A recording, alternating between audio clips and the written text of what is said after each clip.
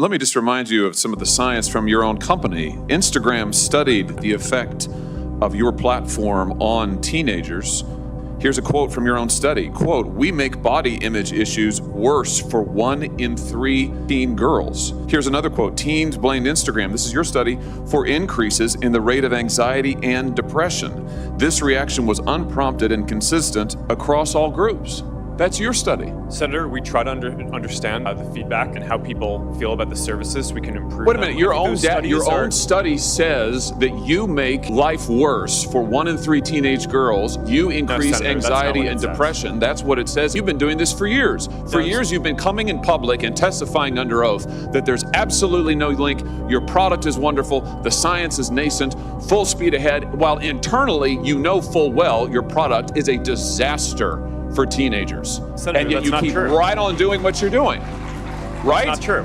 That's not true. Let me show you some other facts I know that you're familiar very- with. Here's some information from a whistleblower who came before the Senate, testified under oath in public. He worked for you. He's a senior executive. Here's what he showed he found when he studied your products. So, for example, this is girls between the ages of 13 and 15 years old. 37% of them reported that they had been exposed to nudity on the platform unwanted in the last 7 days. 24% said that they had experienced unwanted sexual advances, they'd been propositioned in the last 7 days.